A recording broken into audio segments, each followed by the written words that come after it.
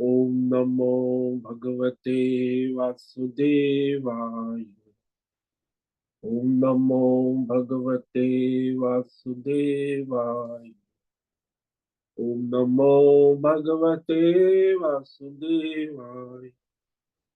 ओम नमो भगवते वासुदेवाय। ओम नमो भगवते वासुदेवाय। ओम नमो भगवते वासुदेवाय। ओम नमो भगवते वासुदेवाय। ओम नमो भगवते वासुदेवाय। ओम नमो भगवते वासुदेवाय।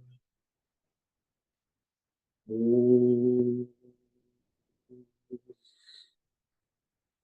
श्री परमात्मने नमो नमः। ओम गंगणपतये नमो नमः। ओम सरस्वत्यै नमो नमः। ओम गुरुभ्यो नमो नमः।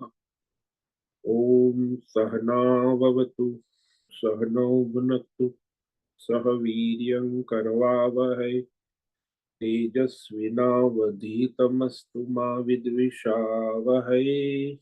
ओम शांति शांति शांति। सदाशिवसमारंभां शंकराचार्यमध्यमाम् अस्मदाचार्यपर्यन्तां वन्दे गुरुपरम्पराम्। ओम पार्थाय प्रतिबोधितां भगवता नारायणेन स्वयं व्यासेन ग्रथितां पुराणम् मध्ये महाभारतम् अद्वैतामृतवर्षिणीं भगवतीम् अष्टादशाध्यायिनीम् अम्ब त्वामनुसन्दधामि भगवद्गीते भवद्वेषिणीम् वसुदेवसुतं देवं कंसचाणूरमर्दनं देवकी परमानन्दं कृष्णं वन्दे जगद्गुरुं। नमस्ते परमं ब्रह्म सच्चिदानन्दरूपा निर्गुणाय नमस्तुभ्यं ओंकाराय नमो नमः। सर्वे दुर्गाणि तरन्तु सर्वे भद्राणि पश्यन्तु सर्वे सद्बुद्धिमाप्नोतु सर्वे सर्वत्र नंदतु। ओम तत्सत। ओम ओम ओम। आप सभी ऑनलाइन नेटवर्क पर उपस्थित भगवत गीता श्रवण साधकों को ऋषिकेश से आज प्रातः का हमारा अभिवादन अभिनंदन अभिवंदन। हरि ओम हरि ओम हरि ओम। हम सबको आज का यह दिव्य दिन तन मन धन जन देश काल विषय वस्तु परिस्थिति अध्यात्म भौतिक दैविक क्षेत्र व्यष्टि समष्टि सभी को अपने अपने पूर्व में अनंत जन्मों में किए हुए संचित पाप पुण्य धर्म अधर्म मिश्र कर्म के पके हुए फल स्वरूप वर्तमान में आज सभी को अपने अपने प्रारब्ध अनुसार परमेश्वरी अचिंत्य योग माया के माध्यम से प्रसाद स्वरूप में प्राप्त हुआ है। अतः आज का यह दिव्य दिन परमार्थ हेतु निष्काम सेवा यज्ञ देव यज्ञ ऋषि यज्ञ पितृ यज्ञ मानवता यज्ञ भूत प्राणी यज्ञ सात्विक दान शारीरिक वाचिक मानसिक तप निष्काम कर्म योग ध्यान योग भक्ति योग ज्ञान योग साधना स्वाध्याय वेद शास्त्रों का अध्ययन अध्यापन उपासना आराधना के लिए समर्पित करे और करवावे। अत्यंत दुर्लभ मनुष्य जीवन को परमार्थ हेतु सार्थक करे और करवावे। आज विक्रम संवत 2082 मार्गशीर्ष मास कृष्ण पक्ष की षष्ठी तिथि है दोपहर 12:20 तक। उसके बाद सप्तमी तिथि लग जाती है। आज है पूर्व फाल्गुनी नक्षत्र। ये कल सुबह 6:13 तक है। उसके बाद उत्तर फाल्गुनी नक्षत्र लग जाता है। आज शनिवार है। शनिदेव हनुमान जी की आराधना उपासना का दिन है और यहाँ हेमंत ऋतु चल रही। रात्रि का न्यूनतम तापमान 4 डिग्री और दिन का अधिकतम तापमान 12 बजे 22 डिग्री है। वायु की गति 10-15 किलोमीटर प्रति घंटा चल रही है। ईस्वी सन 2024, 21 दिसंबर 2024, सुबह के 6:45 बज चुके हैं और कलयुग का प्रथम चरण 5125वां वर्ष 7वां वैवस्वत मनवंतर श्वेत वराह कल ब्रह्मा जी का 26वां दिन और 51वां वर्ष चल रहा। तो ऐसे अनंत कोटि ब्रह्मांडीय परमेश्वरी अचिंत्य योग माया में हमारा यह एक ब्रह्मांड, इस ब्रह्मांड में ये पृथ्वी लोक में समुद्र के ऊपर जम्बू द्वीप में विश्व का एकमात्र वैदिक राष्ट्र भारत में उत्तर हिमालय प्रांत में उत्तराखंड राज्य में टिहरी जिले हिमालयन शिवालिक पर्वतमाला के अंतर्गत मणिकुट पर्वत के ऊपर नीलकंठ महादेव के सामने ऋषिकेश नगरी में मुनि की रेती प्रांत में शीशम जाड़ी में अवधूत बाड़ा आश्रम के सी ब्लॉक के पहले माले से 5 नंबर कमरे से गंगा किनारे से हम स्वामी उत्तमानंद सरस्वती भगवद गीता के आचार्य शिष्य स्वामी चिन्मयानंद सरस्वती महाराज कैवलाद्वैत वेद व्यास भगवतपाद शंकराचार्य के श्रृंगेरी संन्यास परंपरा से शिक्षित दीक्षित सनातन वैदिक भारतीय हिंदू धर्म अनुसार संपूर्ण भगवद गीता ज्ञान यज्ञ ऑनलाइन चैतन्यमय जीवंत लाइव प्रसारण जूम एवं यूट्यूब के अंतर्गत व्याख्यान माला में अध्याय 9 राज विद्या राजगुह्य योग के श्लोक नंबर 26 पर संस्कृत एवं हिंदी में व्याख्यान करेंगे। दिव्य पवित्र सरल व्यावहारिक सटीक पूर्ण वर्ण अक्षर पद वाक्य पंक्ति श्लोक अध्यायों की संगति संधि अन्वय शब्दार्थ वाक्यार्थ भावार्थ रहस्यार्थ के यथार्थ तात्पर्य सहित वैदिक शास्त्र वेद व्यास साहित्य शंकर भाष्य एवं परंपरागत सन्यासी आचार्यों की टीका टिप्पणी सहित आज का यह भगवत गीता व्याख्यान करेंगे। कृपया आप सभी श्रद्धा भक्ति ध्यान से परिपूर्ण होकर के यह दिव्य श्रवण साधना करें।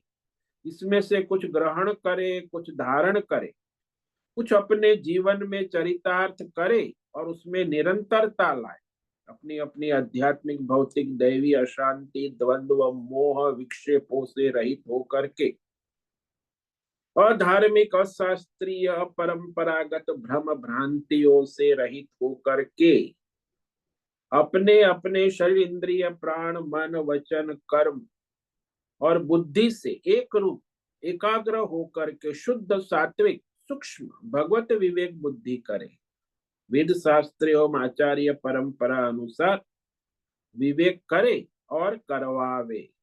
पुनः पुनः इस व्याख्यान का श्रवण करे, मनन करे, चिंतन करे, लेखन करे, चर्चा विचारणा करे, प्रचार प्रसार करे, लिंक भेजे, ग्रुप में शेयर, अपना और सबका परम कल्याण करे और करवावे।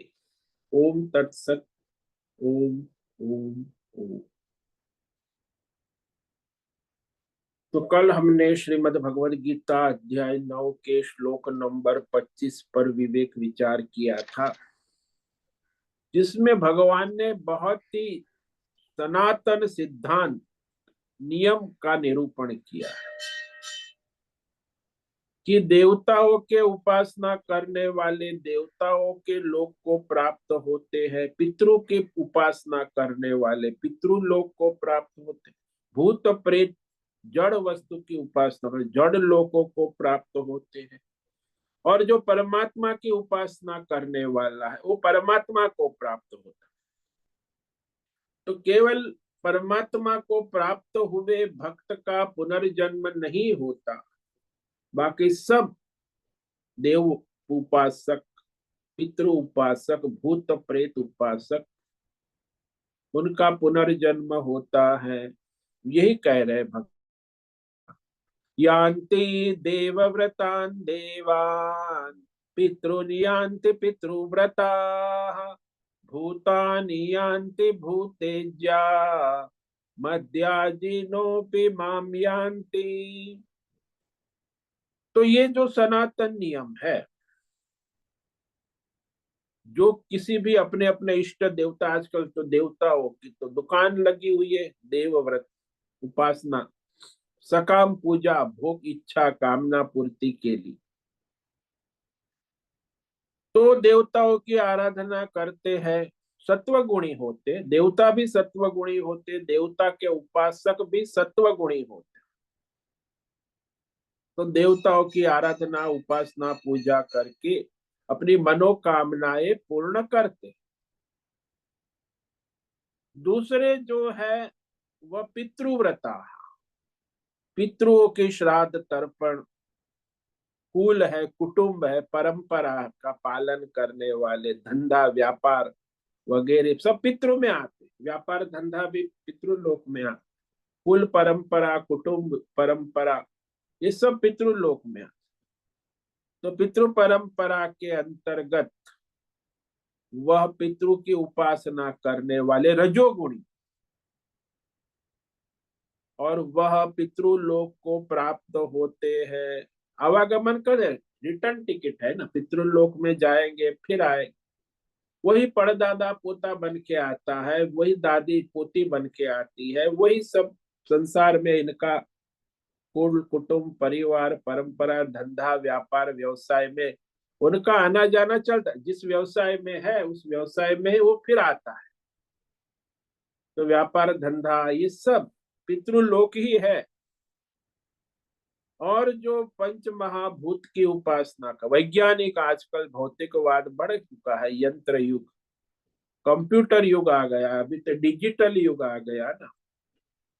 तो ये सारा जो भूत जड़ विषयों की पूजा उपासना कर, या तो भूत प्रेत पिशाच मारण चाटन उच्चारण वशीकरण, तो इस तरह की उपासना तमोगुणी उपासना करने,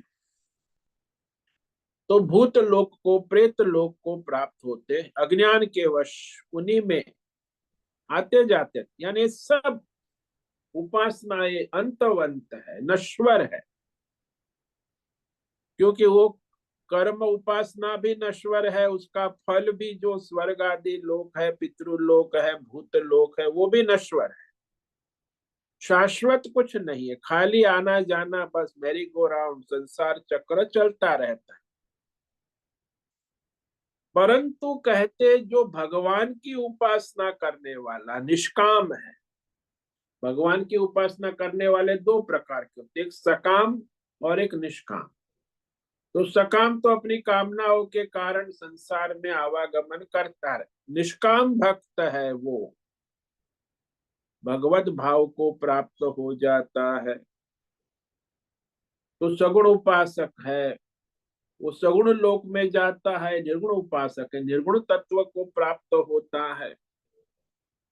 तो इस प्रकार ये सारे सनातन नियम सृष्टि के प्रारंभ से भगवान ने बनाए हैं, उसी का रहस्य यहाँ भगवान ने कहा। मायामय है, सारे सत्वगुणी रजोगुणी तमोगुणी, और माया को धारण करने वाले मायापति भी परमात्मा है।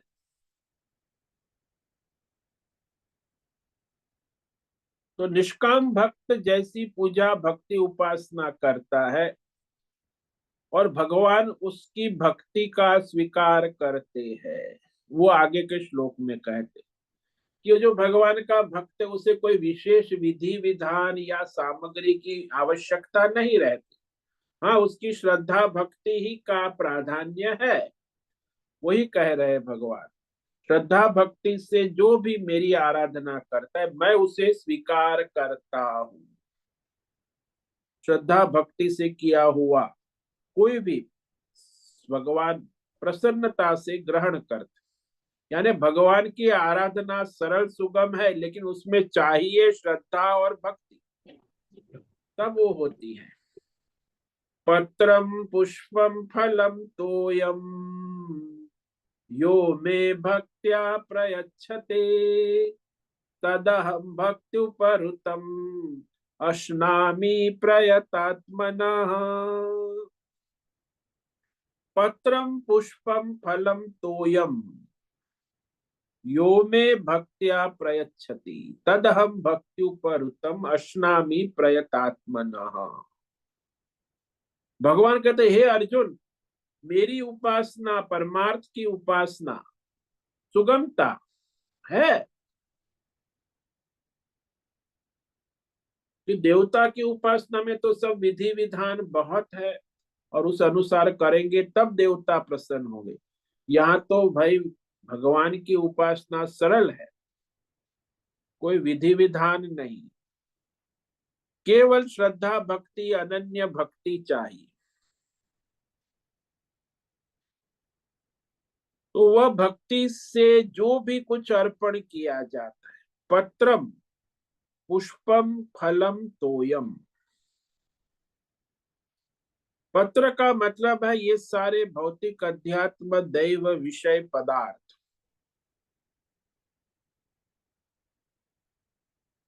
पुष्प का अर्थ होता है विषय, जो भौतिक अध्यात्म दैव है सारे। फल यानी कर्म फल। तोयम यानी कर्म, सारे कर्म भगवान को अर्पण करें। पुष्पम फलम तोयम पत्रम।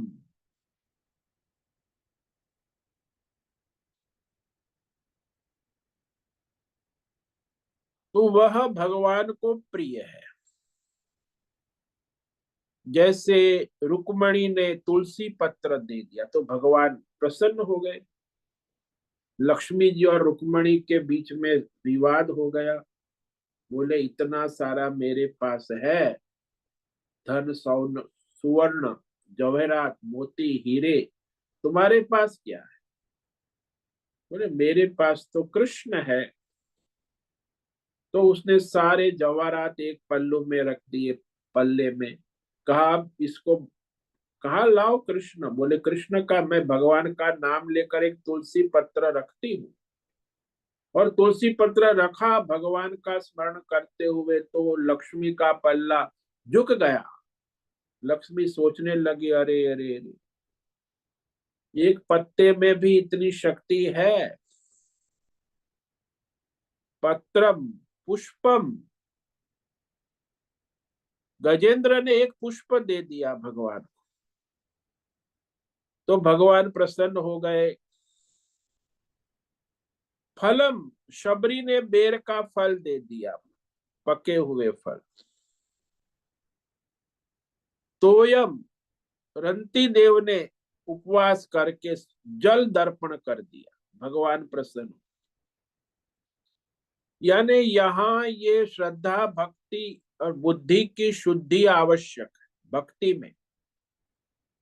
भक्ति में ढोंग पाखंड नहीं चलता। निष्काम भक्ति जो है उसमें एक तो विषय वस्तु की शुद्धि होनी चाहिए, दूसरी कर्म की शुद्धि होनी चाहिए, तीसरी वाणी की शुद्धि होनी चाहिए, चौथी विचार की शुद्धि होनी चाहिए, पांचवी संकल्प की शुद्धि होनी चाहिए, छठी श्रद्धा दृढ़ होनी चाहिए, सातवीं ज्ञान की शुद्धि होनी चाहिए, और आठवीं विज्ञान की शुद्धि होनी चाहिए।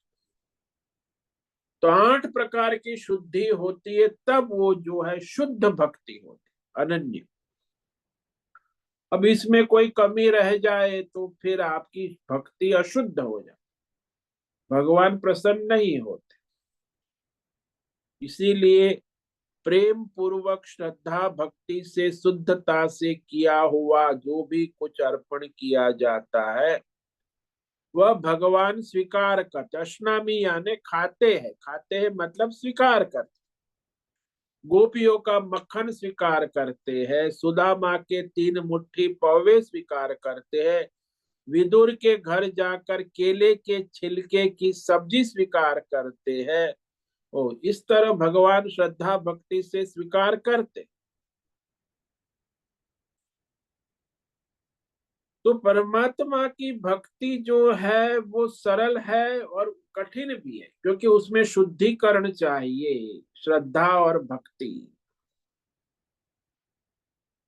जो भी वस्तु आप देते हो वो शुद्ध होनी चाहिए। वस्तु शुद्धि नहीं है तो भगवान स्वीकार नहीं करेंगे। और फिर जो भी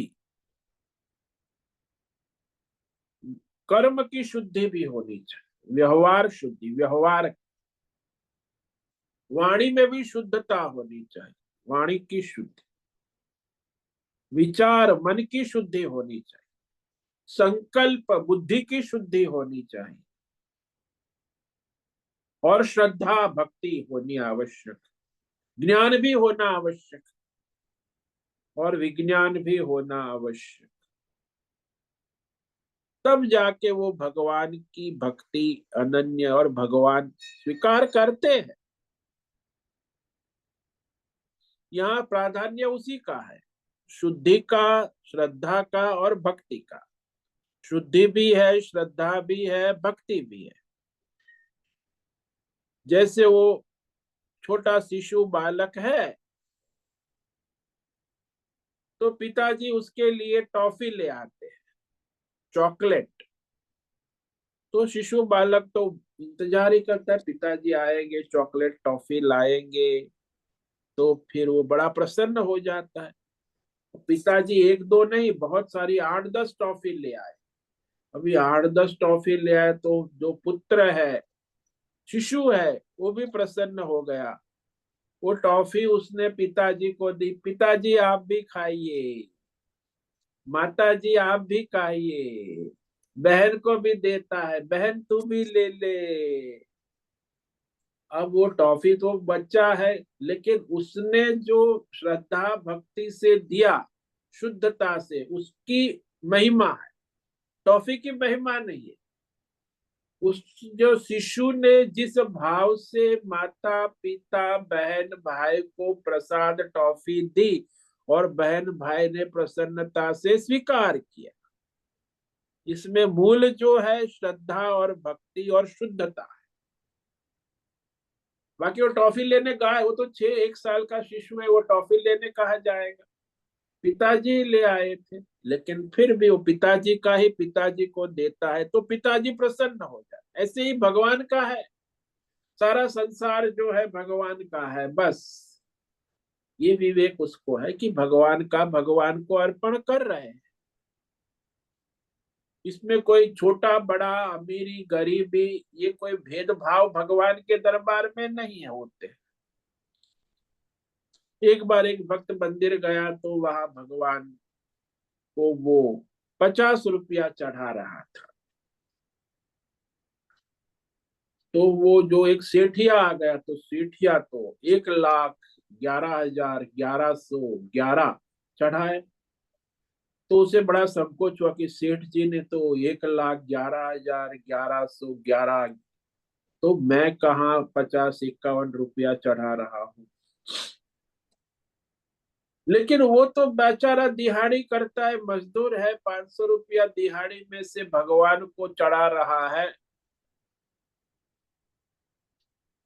तो वह जो उसका 51 रुपया है, वो भी उसकी श्रद्धा भक्ति का है। वैसे वो सेठ है, करोड़ों रुपया कमा रहे, उसमें उसने 1,11,11,11 दिया, तो उसमें उसकी भी श्रद्धा भक्ति है।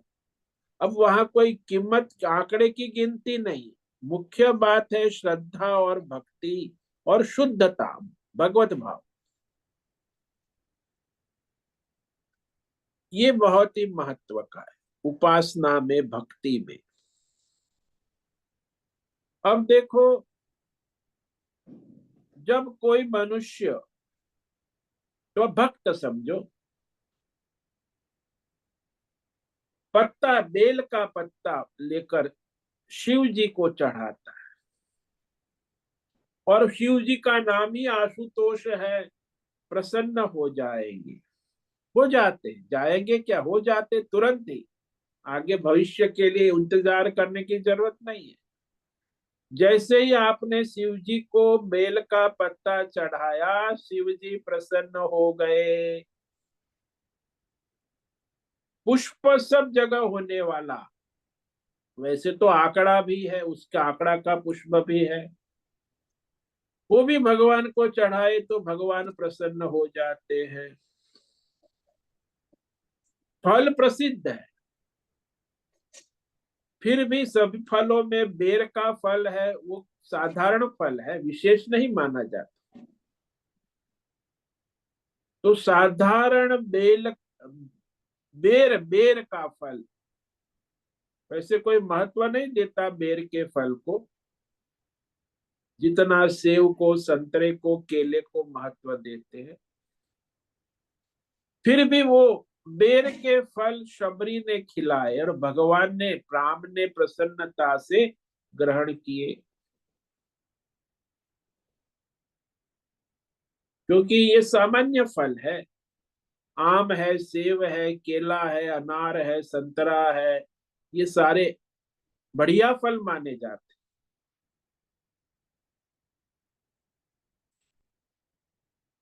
और आयुर्वेद में तो यहाँ तक कहा है कि बेर का फल कुपथ्य है, यानी पाचन में कठिन है, पचने में।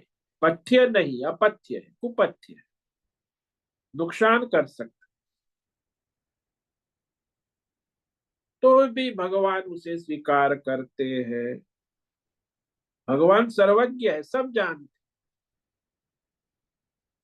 मानो कि चलो भाई इतना भी ना कर सके, कोई फल अर्पण ना करे, कोई पत्ता अर्पण ना करे, कोई फूल अर्पण ना कर सके, तो फिर जल तो सर्वत्र उपलब्ध है।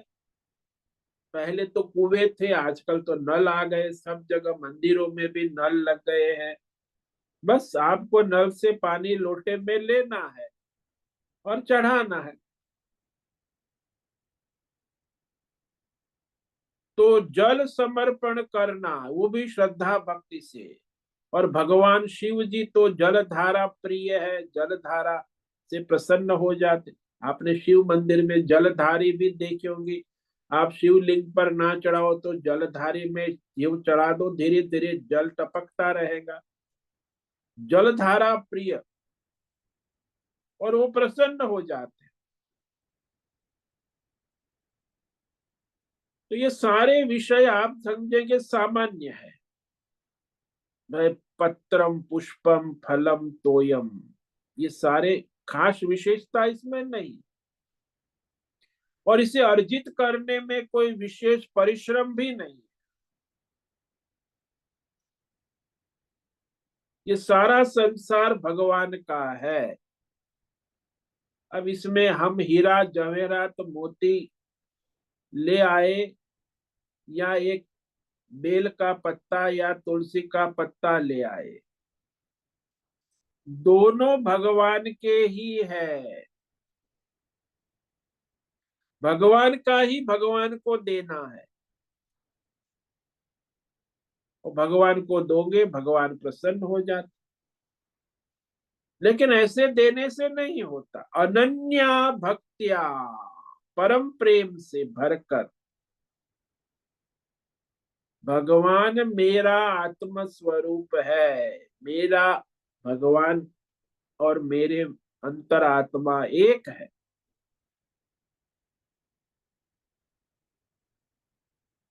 तो उसमें परमात्मा की जो भक्ति है, उसमें हमेशा आत्मरूप होना आवश्यक।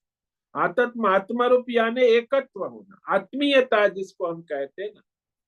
जैसे वो शिशु की आत्मीयता है अपने माता पिता भाई बहन में, ऐसे भक्त की भगवान में आत्मीयता हो।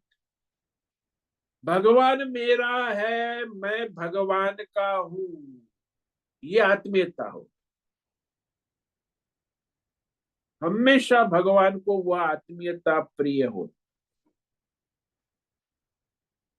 और परमात्मा का भजन आत्मीयता से ही होता, क्योंकि आत्मा सबको परम प्रिय है। सबकी आत्मा सबको परम प्रिय। और आत्मा के कारण ही सब प्रसन्न होते हैं। ऐसा विवेक करके प्रयच्छति, प्रयच्छति का मतलब है देता है। प्रयच्छति अर्पण करता है, समर्पण करता है। पदार्थ को, क्रिया को, भावना को, विचार को, वाणी को, बुद्धि को, श्रद्धा को, ज्ञान को समर्पण करता है। संपूर्ण शरणागति है समर्पण। तो इस समर्पण में छोटे बड़े, अमीरी गरीबी का कोई भेदभाव नहीं रहता।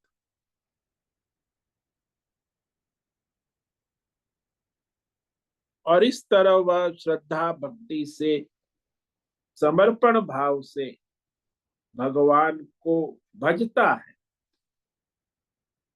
अर्पण करता है। तो ऐसा अर्पण किया हुआ भगवान कहते, मैं अवश्य ग्रहण करता हूं। वैसे उसका और भगवान में कोई भेद नहीं है। जैसे दृष्टांत ले लो कि दर्पण में पड़े हुए प्रतिबिंब का वास्तविक स्वरूप कौन है। आप दर्पण के सामने खड़े हैं, तो आप बिंब है और दर्पण में आपका प्रतिबिंब है। बिंब आप हो और प्रतिबिंब दर्पण में प्रतीत हो रहा है। बिंब भूत चेहरा आपका, मुख आपका, प्रतिबिंबित मुख का स्वरूप बिंब का है। यद्यपि दिखता है दर्पण में भिन्न दिखता है, अन्यत्र दर्पण में दिखता है। आपका मुख ही है, बिंब का मुख प्रतिबिंब में अन्यत्र दर्पण में दिख रहा है। ठीक इसी प्रकार अंतकरण में अंतर्यामी रूप से परमात्मा का प्रतिबिंब मैं हूं के रूप में पड़ रहा है। अंतकरण में दिख रहा है कि ये मैं हूं ही मेरा आत्म स्वरूप परमात्मा ही है। जो आप मैं हूं कहते हो ना, उपाधि रहित, नाम रूप गुण दोष उपाधि से रहित मैं हूं, शुद्ध मैं हूं। वो शुद्ध मैं हूं मेरा ही स्वरूप है, प्रतिबिंब है। इस प्रकार समझने के कारण अनन्य भक्ति से भरकर फिर वो परमात्मा ही परमात्मा को दे रहा है, मुझे कुछ देता है, अर्पण करता है, चढ़ाता है। वो चाहे चढ़ाने में कुछ भी हो, पत्ता हो या फल हो या जल हो, मूल विषय का प्राधान्य नहीं रहता। वह श्रद्धा भक्ति और शुद्धता का प्राधान्य। भगवान कहते ये मैं नहीं देखता कि भक्ति से लिए क्या विषय सामग्री ले आया, उसका कोई विशेष महत्व नहीं। देखता हूं तो क्या, उसकी श्रद्धा भक्ति और भाव को देखता हूं कि किस तरह वो अर्पण कर रहा है।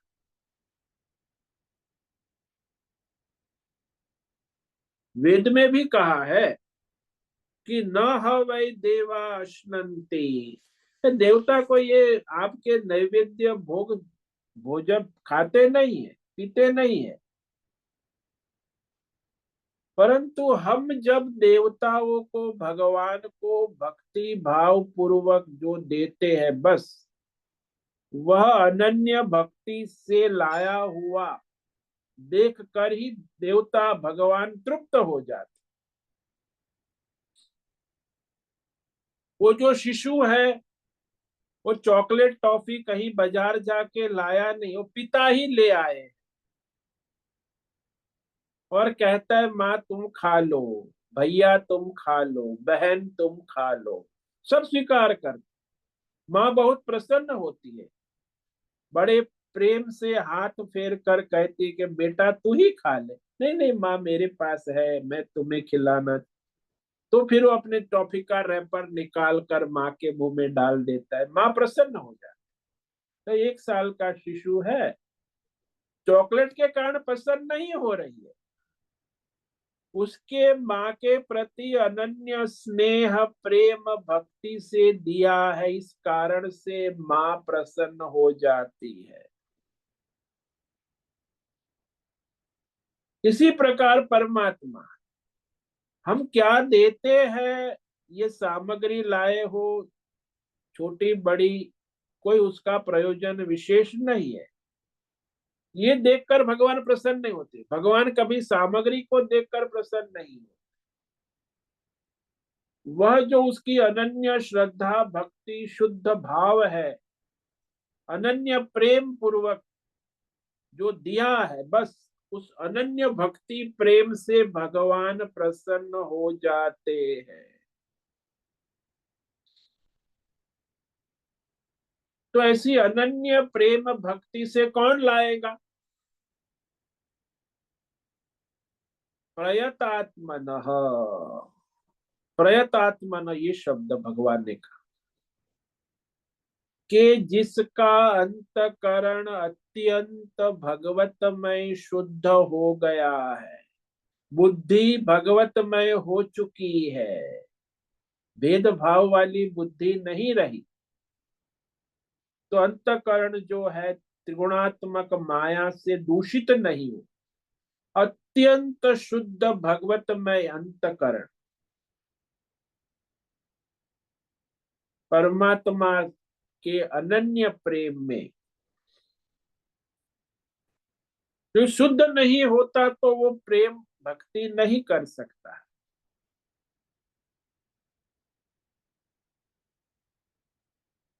इसीलिए वह देवता पितृ भूत प्रेत आदि को प्रधान मानता है, भगवान को नहीं स्वीकारता। इसलिए भी पिछले श्लोक में देखा ना कि देवता का उपासक देवता को भक्त करता है, पितृ का उपासक पितृ की भक्ति करता है, और भूत प्रेत की उपासक। लेकिन भगवान की भक्ति तो विशेष है ना, वो भगवत बुद्धि चाहिए। क्योंकि सात्विक बुद्धि वाला देवता की उपासना करेगा, राजसी बुद्धि वाला पितृ की उपासना करेगा, तामसी बुद्धि वाला भूत प्रेत आदि की जड़ वस्तु की उपासना करेगा, उसे प्रधान मानता है।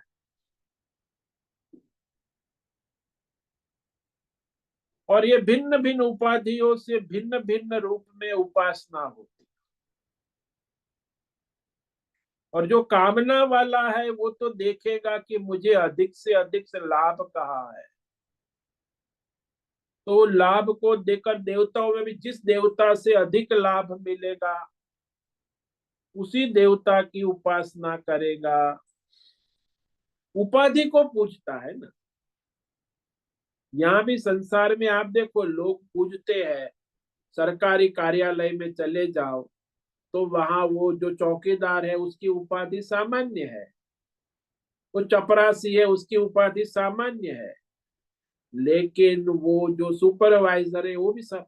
लेकिन वहां जो कलेक्टर है उसकी उपाधि, तो उपाधि को देखकर लोग उसे सलाम भी करते हैं, उसे भेंट भी देते हैं। तो चपरासी चौकीदार को कोई इतनी भेंट नहीं चढ़ाते जितनी वो उपाधि को चढ़ाते। भाई कलेक्टर साहब। ऐसे ही देवताओं की उपासना भी होती है भिन्न भिन्न रूप से, क्योंकि उसमें उसकी कामना पूरी होने वाली है, लाभ होने वाला है, फायदा होने वाला। कामना वाला जो है वो परमात्मा की आराधना नहीं करता, हाँ करता है, कामना से भी करता है, लेकिन भगवान केवल उसकी मनोकामना पूर्ण करते हैं, लेकिन उसे परमार्थ नहीं प्राप्ति हो। वो भाई आर्त है, अर्थार्थी है, जिज्ञासु है, वो भी कामना वाला भगवान का, भगवान के तो सकाम भक्त है, इसलिए मैं उसकी कामना पूरी कर देता हूं, लेकिन वो मुझे प्राप्त नहीं करता, कामना के द्वारा ही संतुष्ट हो जाता। लेकिन जो अनन्य भक्त है, निष्काम है, वो केवल भगवान को समर्पित रहता है, उसे कोई फायदे नुकसान की चिंता है ही नहीं। सो अनन्य भक्त है, उसकी बुद्धि भगवतमय रहती है।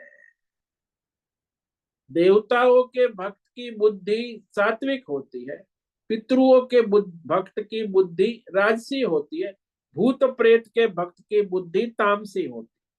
लेकिन भगवान के भक्त की बुद्धि भगवतमय होती है, न सात्विक होती है, न राजसी होती है, न तामसी, यानी माया से उपराम, विवेक वैराग्य पूर्ण। ऐसी भक्ति, अनन्य भक्ति, निष्काम भक्ति से भगवान कहते कोई भी मुझे कुछ देता है, निष्काम अनन्य। अशनामी, अशनामी यानी मैं खाता हूं, लेता हूं, ग्रहण करता हूं, स्वयं भगवान कहते। ठीक वैसे ही जैसे शिशु ने पिताजी को चॉकलेट दे दिया, माताजी को दे दिया, माँ कहती है बेटा तू खा ले, नहीं नहीं, लेकिन माता को अनुभव क्या होता, माता जब स्वयं खाती है और बेटे को भी खिलाती है तो लगती है कि मैं खुद ही खा रही हूं। बेटा खा रहा है, शिशु खा रहा है, तो शिशु के खाने से उसे ऐसा ही अनुभव होता है कि मैं स्वयं ही खा रही। ठीक इसी प्रकार जो कुछ भी अनन्य भक्ति, निष्काम भक्ति से दिया जाता है, उसको वह परमात्मा स्वयं ही ग्रहण कर लेते हैं। इसलिए यहाँ परमात्मा का ग्रहण करने का अर्थ ये नहीं लेना कि वह ले लेता है। परमात्मा को कुछ नहीं चाहिए, परंतु जैसे बिना खाए माता प्रसन्न होती है, मानो मैंने खा लिया, इसी प्रकार परमात्मा भी भक्त पर प्रसन्न हो जाते हैं। इसलिए परमात्मा की भक्ति सरल है, किसके लिए? जो निष्काम है, अनन्य है। लेकिन जो कामना वाला है उसके लिए कठिन है। वहां तो भगवान कई बार कामना वाला है तो ठीक से धर्म शास्त्र के अनुसार विधि विधान से तभी उसकी कामना पूर्ण, ऐसे भी भगवान वहां देखते कामना वाला है। तो पत्रम पुष्पम फलम तोयम, ये सब लाने में तो परिश्रम होता है। पानी के लिए भी नल खोलना पड़ता है, लोटा उठाना पड़ता है, कुएं पर जाना पड़ता है। ये सब परिश्रम का सा काम है। भगवान कहते कि तू इस प्रकार अलग से कुछ भी मत कर, फिर भी मुझे प्रसन्न कर सकता है। वो कैसे? बोले प्रारब्ध के अनुसार जो कुछ भी तू स्वधर्म करता है, प्रारब्ध के अनुसार जो कुछ खाता है, प्रारब्ध के अनुसार जो यज्ञ हवन पूजा करता है, प्रारब्ध के अनुसार जो दान करता है, प्रारब्ध के अनुसार जो तपस्या करता है, बस सहज प्रारब्ध के अनुसार स्वधर्म जो भी करता है, वो मेरे लिए कर, मुझे समर्पण कर दे। इसमें कोई विशेष सामग्री लाने की जरूरत नहीं, जो है वो ही, जैसे है वैसे, जहां है वहां, ज्यों का त्यों भगवान को समर्पित कर दो।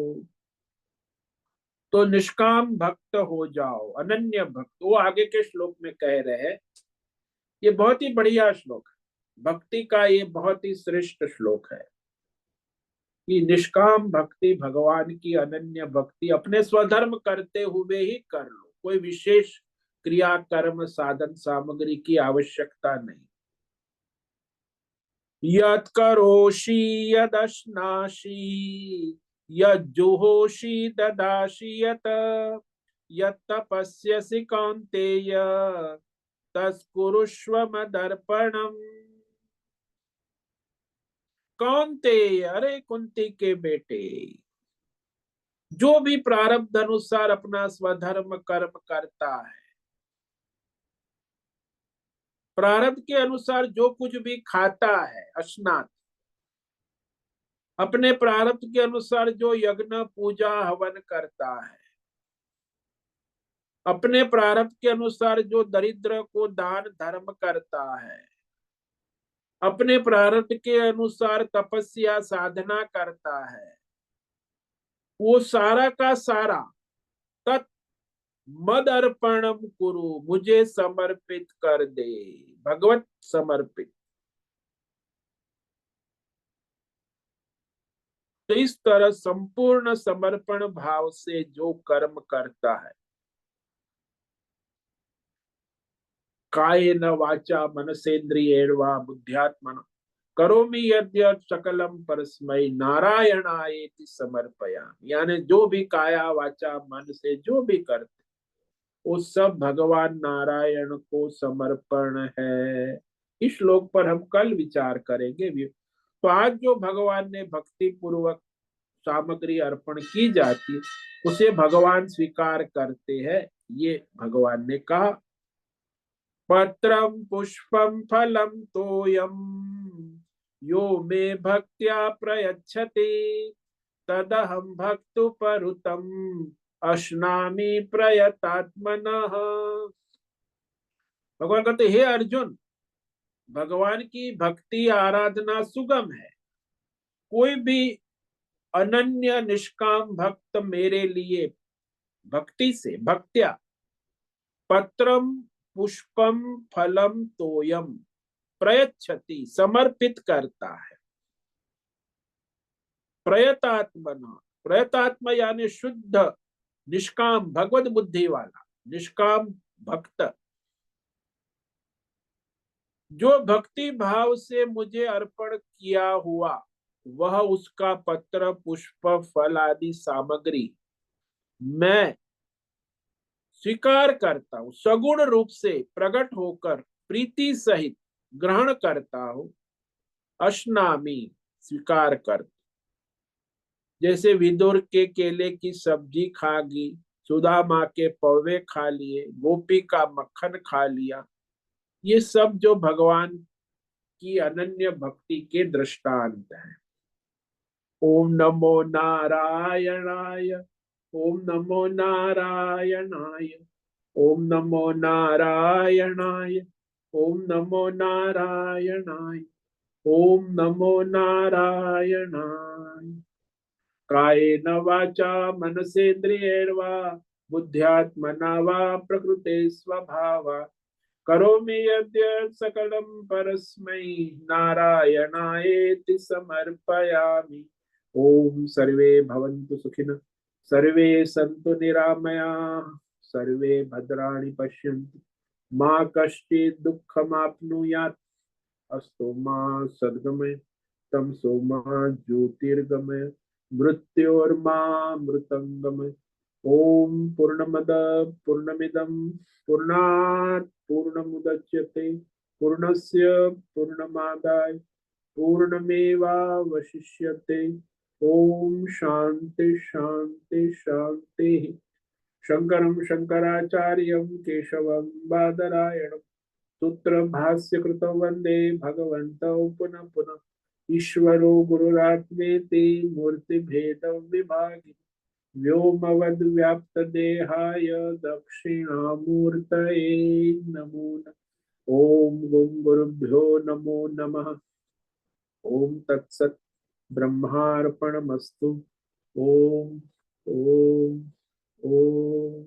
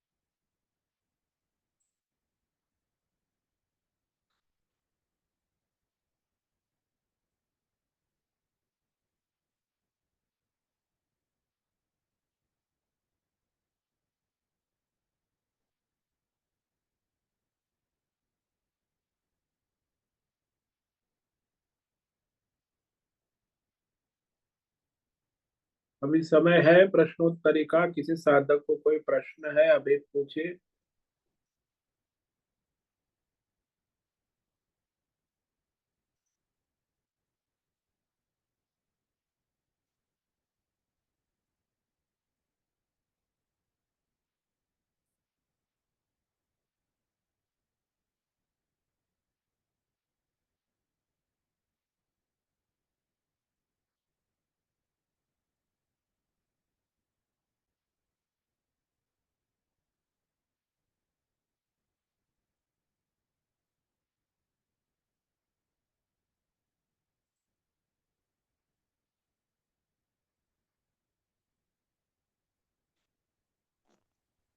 ओम नमो नारायण स्वामी जी। हाँ बोलो हेमा। स्वामी जी, यहाँ जो आपने अनन्य भक्ति की बात कही, वो वहाँ भक्त पूरे भाव से भगवान को अर्पण करता है, तो यहाँ द्वैत भाव तो है ना? हाँ वो तो, अभी मैं भक्त हूँ, वो भगवान है, फिर भी एकत्व है, द्वैत नहीं है हम्म। कि भगवान और मैं, एकत्व है। वह, मैं अर्पण कर रहा हूँ भगवान को ही, अपने अपने अंतरात्मा से एकत्व है ना। तो मेरी अंतरात्मा और परमात्मा एक है, ऐसी उसकी विवेक बुद्धि है। हम्म। तो अंतरात्मा से एकत्व है, भेदभाव नहीं है। वो मेरी आत्मा और वो परमात्मा दोनों एक है। जैसे वो पुत्र है, बेटा खा रहा है, तो माँ को भी तो वह द्वैत कहाँ है। वह तो स्वयं चॉकलेट दिया, माँ ने कहा बेटा तू खा ले। तो माता को अनुभव क्या होता है कि बेटा खा रहा है तो मैं ही खा रही। तो जो कुछ भी अनन्य निष्काम भक्ति से दिया जाता है, उसमें द्वैत नहीं रहता। अच्छा। उसको वह परमात्मा स्वयं ही एक रूप हो जाते हैं। हम्म। जो परमात्मा का ग्रहण करने का अर्थ ये नहीं लेना कि उसको जो कुछ चाहिए ही नहीं, वह तो परमात्मा अपना ही स्वरूप है। और जो मैं परमात्मा को दे रहा हूं, अपने आत्म स्वरूप को ही दे रहा हूं। यानी दूसरा यहाँ नहीं है, दूसरा होगा तो फिर सकाम भक्ति हो जाए। हम्म। मतलब हम कुछ भी भगवान को अर्पण करते हैं तो यही भाव रखना है कि मैं और परमात्मा एक हूँ, और निष्काम भाव, शुद्ध भाव से। हाँ शुद्ध भाव, ये मैंने शुद्धि की बात कही ना, हम्म वस्तु सामग्री की शुद्धि, कर्म की शुद्धि, वाणी की शुद्धि, विचार की शुद्धि, संकल्प की शुद्धि, ज्ञान की शुद्धि, विज्ञान की, 7 प्रकार की शुद्धि होनी चाहिए, तब वो शुद्धि बात बनेगी। अभी हम्म। आप कर्म अच्छा, सामग्री अच्छी ले आए, लेकिन आपकी विचार शुद्धि नहीं है तो वो बेकार जाए।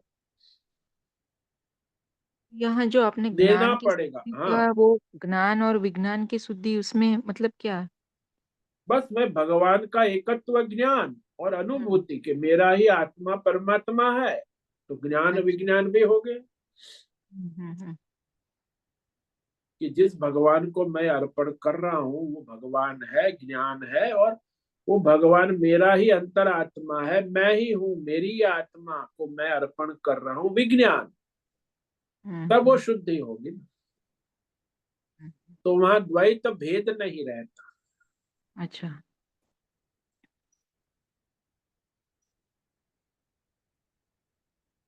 तो वहां वैसा ही है कि वो जो माता ने खाया तो माता प्रसन्न होती है। तो वह सोचता है कि पुत्र ने दिया, ऐसा नहीं है मैंने ही दिया और मैंने ही दिया, मैंने ही खाया। हम्म। वहां कोई द्वैत या भेद नहीं है। उस शिशु के प्रति माता का भाव और माता के प्रति शिशु का भाव भेदभाव नहीं।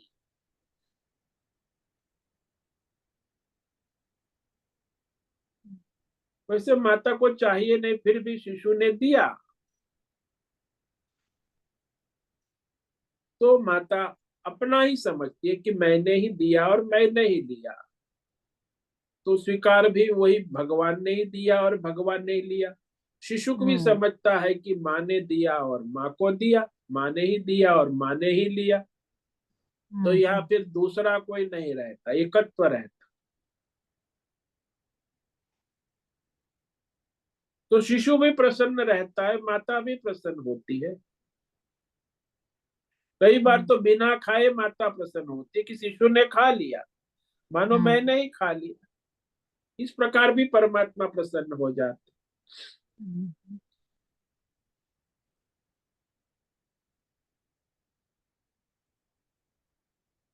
हाँ स्वामी जी, मतलब बहुत एकदम प्योरिटी और शुद्ध भाव होना चाहिए, तब जाके ये। हाँ इसलिए तो मैं बार बार दृष्टांत, शिशु और माता का दृष्टांत है, कितनी उसमें सात्विकता नहीं होती, शुद्धता होती। देखो हम्म। सात्विक, राजसी, तामसी तीनों माया है। हाँ। तो उसके चक्कर में नहीं पड़ना चाहिए। परमात्मा ये सात्विक राशि ताम, वो तो देवताओं की साधना में सात्विकता होती है, पितरों की साधना में राजसिकता होती है, ये भूत प्रेत की साधना में तामसिकता होती है। वो माया है ना, माया से भक्ति नहीं होगी। परमात्मा तो गुणातीत है। हाँ, हम्म, तो गुणातीत से ही गुणातीत की भक्ति होगी। भक्ति होगी। हम्म, हाँ स्वामी जी, तो बहुत बहुत धन्यवाद। ओम नमो नारायणाय। ओम नमो नारायण।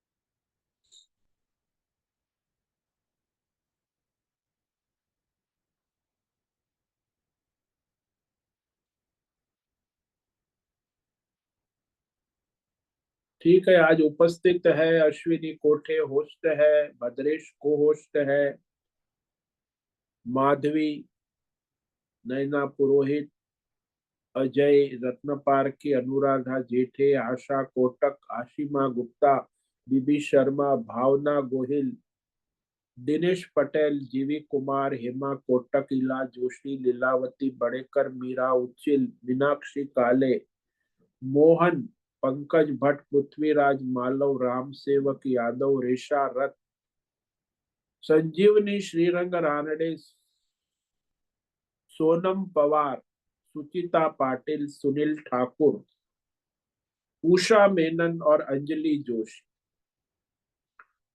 तो देखो, चिंतन करो, विचार करो, आज इतने साधक उपस्थित है। अब बोले हमारे पास सामग्री नहीं है, तो भी जो स्वधर्म करते हो वो भगवान को अर्पण, उस पर कल विचार करेंगे कि जो भी करते हो, जो खाते हो, जो यज्ञ पूजा करते हो, दान करते हो, तपस्या करते हो, सब भगवान को समर्पित कर दो। वही आपकी सहज भक्ति हो, सब करते हुए। इस पर हम कल विवेक विचार करेंगे।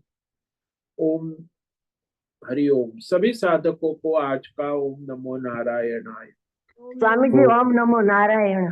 सबको ओम नमो नारायण। ओम नमो सभी नारायण। साधकों को प्रणाम ओम स्वामी नमो जी। नारायण। नमो नारायण नमो स्वामी जी। नारायणाय। सभी प्रणाम स्वामी साधकों जी। को आज का ओम नमो नारायणाय। ओम नमो नारायण स्वामी जी। ओम नमो प्रणाम नारायणाय। स्वामी जी। 4, 6, 8, 10, 12, 14। नारायणाय।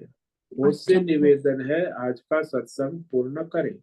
ओम आज का नमो नारायण। सत्संग हम यही पूर्ण करते हैं। सभी साधकों को ओम नमो नारायणाय। सभी धन्यवाद। साधकों को ओम नमो नारायण।